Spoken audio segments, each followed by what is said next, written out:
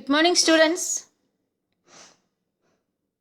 This is your English class and I'm English teacher, Laila Abraham.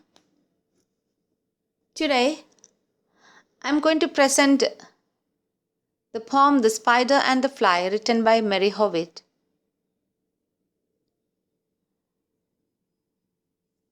First, let's learn about the poet, Mary Hobbit. She was born on 12th March 1799 and died on 30th January 1888. She was an English poet and has authored many poems and stories along with her husband, who too was a writer. They had many writer friends like Charles Dickens, Elizabeth Gaskell, Elizabeth Barrett Browning, and William Wordsworth. And this is the poem. I've read it for you.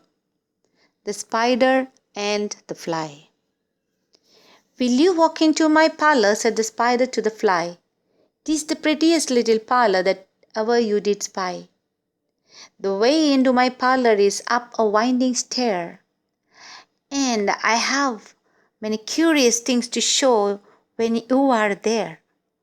"Oh, no, no," said the little fly, "to ask me is in vain, for who goes up your winding stair can never come down again. I'm sure you must be weary, dear, with soaring up so high. Will you rest upon my little bed?" said the spider to the fly.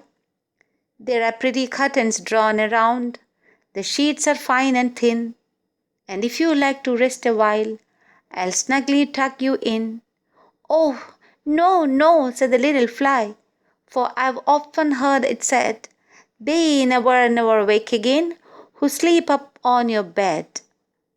Said the cunning spider to the fly, "Dear friend, what can I do to prove the warm affection I've always felt for you? I've within my pantry good store of all that's nice. I'm sure you're welcome. Will you please to take a slice?" "Oh, no, no," said the little fly, "kind sir, that cannot be. I've heard what's in your pantry, and I do not wish to see." "Sweet creature," said the spider, "you are witty and you are wise. How handsome are your gauzy wings! How brilliant are your eyes! I've little looking glass upon my parlor shelf. If you'll step in one moment, dear, you shall behold yourself." "I thank you, gentle sir," she said, "for what you pleased to say, and bidding you good morning now, I'll call another day."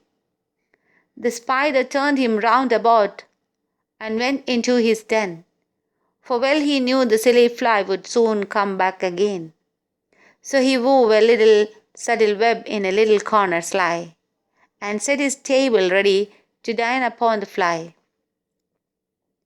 Then came out to his door again, and merrily did sing, come hither, pretty fly, with the pearl and silver wing. Your robes are green and purple, there's a crest upon your head. Your eyes are like a diamond bright, but mine are dull as lead. Alas, alas, how very soon this little fly, hearing his wily flattering words, came slowly flitting by.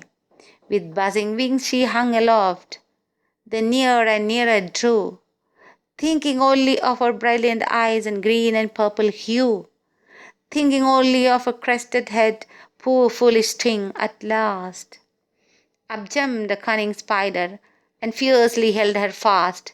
He dragged her up his winding stair into his dismal den, within his little parlor, but she never came out again. And now, dear little children, who may this story read, to idle, silly, flattering words, I pray you ne'er give heed. Unto an evil counselor, close heart and ear and eye, and take a lesson from this tale of the spider and the fly. By Mary Hobbit. And this is the summary. In Hobbit's 1828 children's poem, a spider tries different strategies to entice a fly into its home so he can kill and eat it. The spider is pictured as a smooth talking gentleman and the fly as a female. The spider initially tries to appeal to the fly's sense of curiosity, to lure her into his home, but she sidesteps visiting him, saying she knows that those who go up to the parlor never come back down again. Sidesteps means, refuses. The spider next appeals to the fly's weariness, offering to tuck her into a bed with fine sheets. The fly repeats that she knows if she sleeps on his little bed, she will never wake up. The spider now turns to offering the fly food from his pantry, but again his reputation as a dangerous insect deters her. She still refuses to enter his home. Finally, the spider moves from appealing to comforts and directly flatters the fly, calling her witty and wise and praising her looks. He offers her a chance to gaze at herself in his mirror. Gaze means, stare, look. The fly has done well so far at sidestepping the spider's enticements, but now begins to weaken, saying she'll return. Enticement means, his tricks to attract her. The spider knows he has her now and spins a web in the corner of his room. Soon after, the fly returns, thinking only about her own beauty.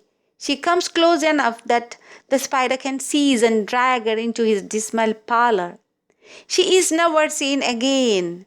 The poem ends with a direct address from the speaker to the children listening to the poem. They want to ignore flattery and take a lesson from this didactic poem. The poem also functions as a warning to women to sidestep the flattery of smooth talking predatory men.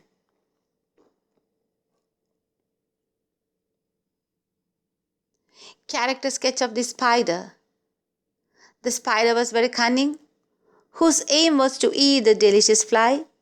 He attracted all the prey by flattering them and describing his web as if it had a little parlor, winding stair, a silken bed, pretty, fine, thin curtains, a pantry, a looking glass, etc.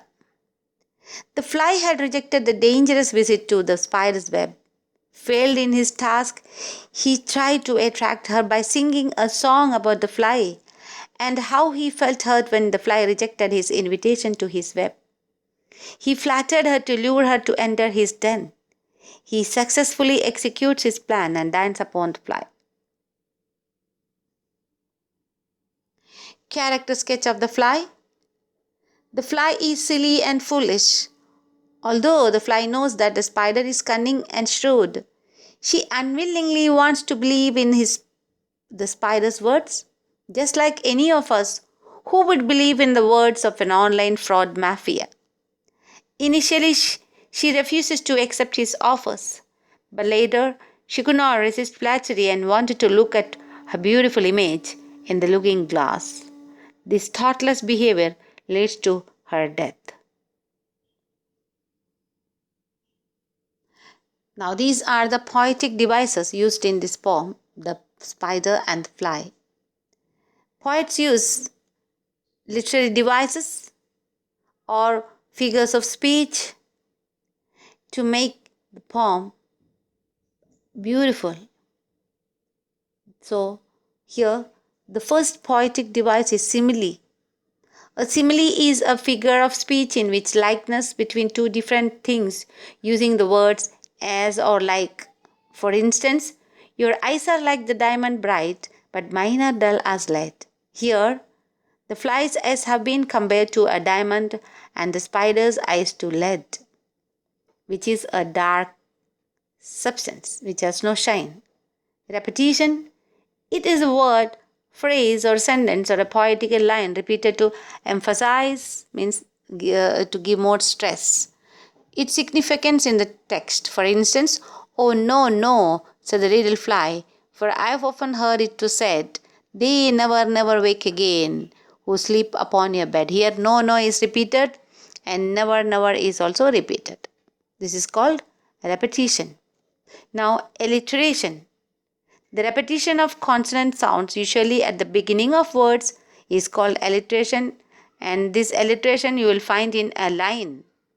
The repetition of consonant sounds in the same line. Here, fiercely held her fast. F, F, H, H. The same letter, the same sound is repeated. Dismal den. D, D. Repeated. And this figure of speech is called alliteration. So, children, this was the lesson, the spider and the fly. Thank you.